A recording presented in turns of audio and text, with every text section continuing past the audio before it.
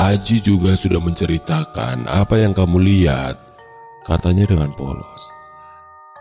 Kakek mengusap-usap dagunya, dahinya ikut mengernyit, semakin kentara kerutan pada orang tua ini. Mungkin kakek berpikir seperti ada yang janggal dengan kisah yang menimpa mereka bertiga. Ada yang kalian lewati, terka kakek sesudahnya.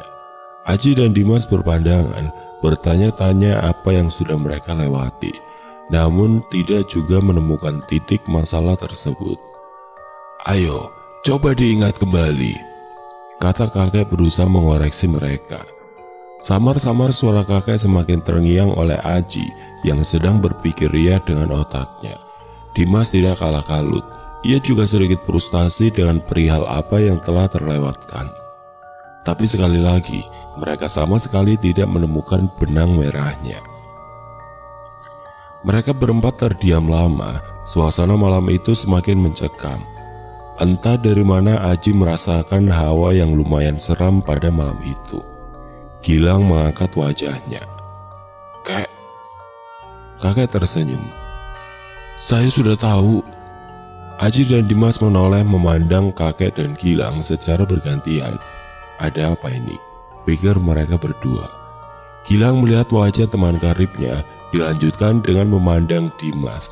Gilang dihadiahi oleh 1000 pertanyaan oleh mereka berdua. Gilang menghela nafas. Sebenarnya tadi gue melihat hal lain daripada yang kalian ceritakan. Gilang menghentikan ucapannya. Gue terlalu takut untuk cerita, soalnya apa yang gue lihat itu berbeda dengan apa yang kalian lihat. Lanjut sahabatnya Aji itu. Tadi waktu kita sudah masuk jalan setapak itu dan mendengar suara kereta uap, gue udah ngerasakan hal yang di luar nalar. Jalan yang kita lewati bukanlah jalan biasanya. Aneh, rasanya ketika lo melihat di sekitar lo itu bukanlah sawah seperti yang setiap hari kita lihat. Aji mengernyit. Ia kaget dengan ucapan Gilang yang mengatakan hal itu.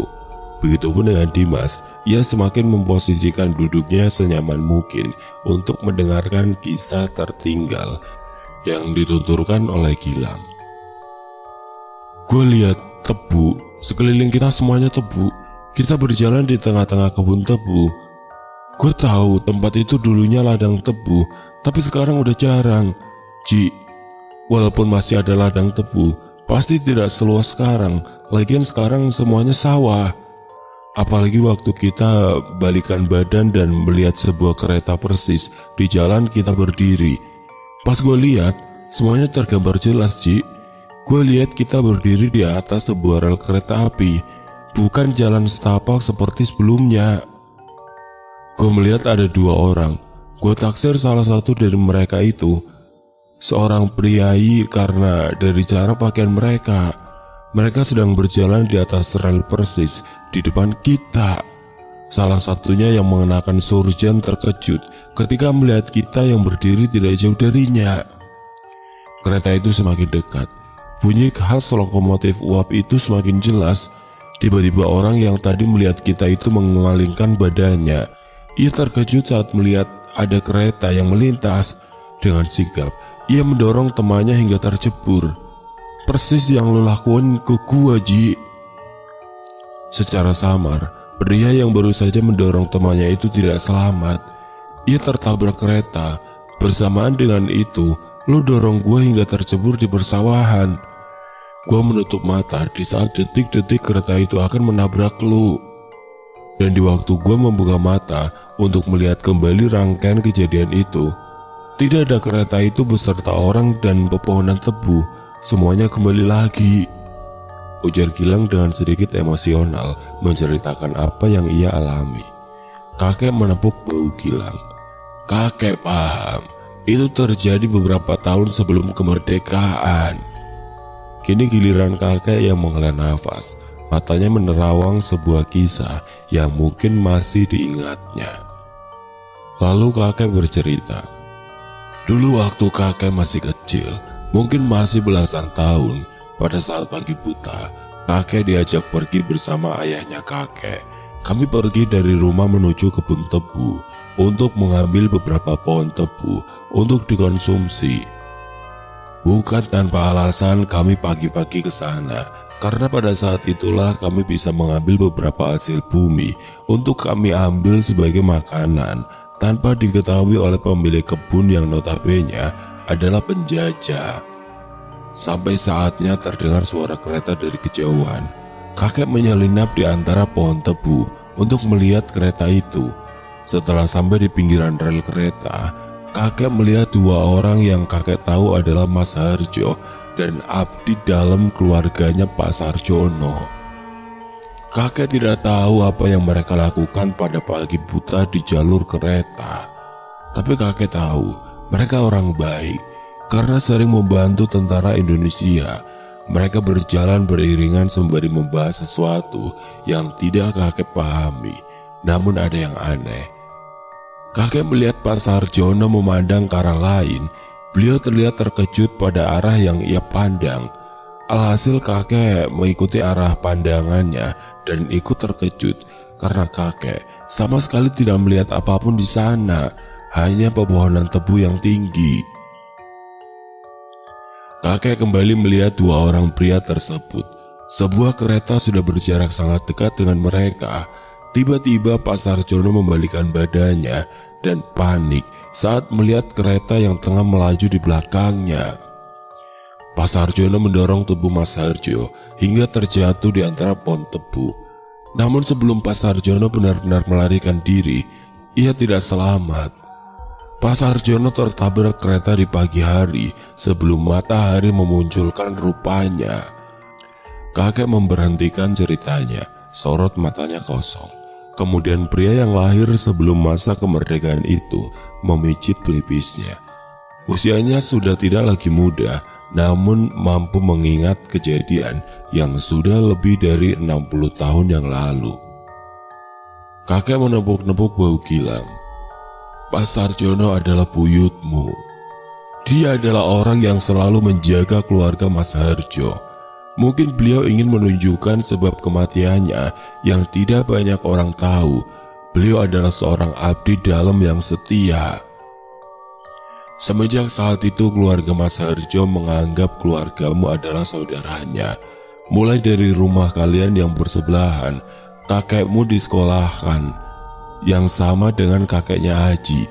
Bahkan keturunannya hingga kini berteman baik, contohnya kalian. Teruslah kalian berdua berhubungan baik sebagaimana leluhur kalian yang saling menjaga satu sama lain. Jika ada pertengkaran, maka saling mengalahlah di antara kalian. Sesungguhnya pertemanan keluarga kalian telah terjalin lama. Sesaat setelah mengatakan hal itu, tiba-tiba seorang warga berlari cepat, kemudian berhenti di depan kami. Nafasnya tidak teratur, wajahnya menunjukkan kepanikan yang luar biasa. Kakek bangkit, kemudian berjalan ke hadapan pria tersebut. Tenang, ada apa di? Pria itu tertahan. Anu apa? Tanya kakek berusaha menenangkan.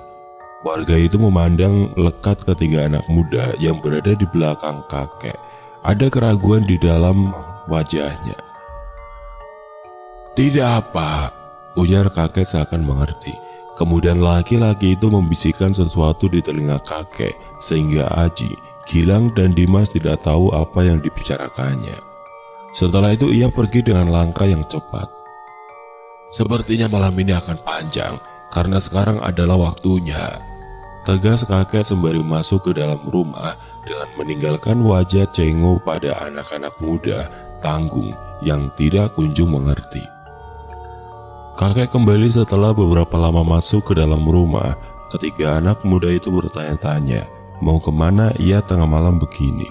Apalagi suasana malam itu lumayan dingin karena sore hari desanya turun hujan. Kemana kek? Tanya Dimas. Kakek berhenti menoleh kepada mereka bertiga sekilas. Kalian boleh ikut, tapi apapun yang kalian tahu, simpanlah saja untuk kalian, jawab kakek berjalan pergi. Seakan tidak mau ketinggalan, Dengan sigap anak-anak muda itu segera menyusul kakek. Suasana malam itu hening. Mereka bertiga masih mengikuti langkah kakek, yang dimana mereka bertiga pun tidak tahu arah pastinya. Sampai ketika mereka berada di sebuah rumah salah satu warga, Aji dan Gilang tidak mengenali siapa gerangan pemilik rumah. Ada apa ini? Mengapa tengah malam ada kumpulan yang dilakukan oleh beberapa warga? Untuk Aji, di dalam sebuah rumah yang jauh dari pemukiman, ada beberapa orang warga yang terlihat gusar. Tidak terlalu banyak, hanya ada 10 orang. Ada rasa ragu dalam diri Aji untuk tetap mengikuti kakek, namun penasarannya jauh lebih besar. Salah satu di antara warga itu melihat kehadiran kakek, kemudian menyambutnya. Kakek masuk ke dalam rumah tersebut, namun Aji dan kawan-kawan lebih memilih untuk menunggu di luar karena merasa tidak enak.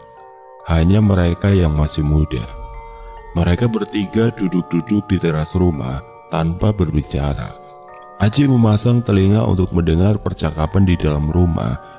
Tidak lama salah seorang dari mereka keluar rumah.